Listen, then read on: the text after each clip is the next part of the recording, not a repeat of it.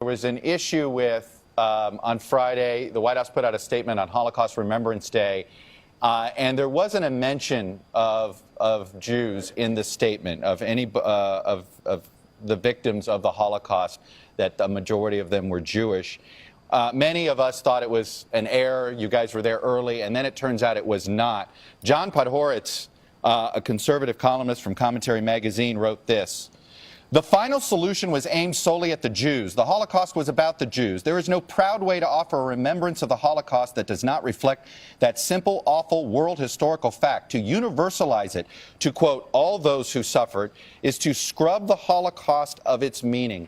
Mr. Priebus, do you understand why many Jews were offended by the White House's decision not to note that the Holocaust was about eradicating the Jews? Well, I recognize, in fact, obviously, that was what the Holocaust was about, and it's a horrible event, and obviously a miserable time in history that we remember here at the White House, and certainly we'll never forget the Jewish people that suffered in World War II, and obviously still incredible wounds that remain in a time in history that was of great, incredible, horrific magnitude, and everyone's heart here is impacted by the memory of that terrible time. And so, for the record, that's the case. And do you regret? Certainly, we don't mean does the president any regret ill will to anybody. Do you regret It's the just statement? no.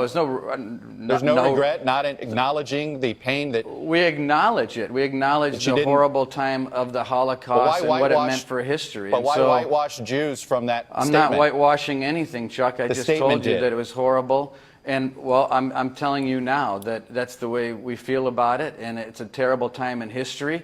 And obviously, I think you know that President Trump has dear family members that are Jewish, and there was no harm or ill will or offense intended by any of that. But you don't regret the statement. You don't regret the words that were chosen in the statement and the words I don't regret that were the not words, included. Chuck. I'm trying to clear it up for you. I mean, everyone's suffering in the Holocaust, including obviously all of the Jewish people affected, and the miserable genocide that occurred is something that we consider to be extraordinarily sad, and something that can never be forgotten, and something that if we could wipe it off of the history books we could, but we can't, and it's terrible. I mean, I don't know what more to tell you.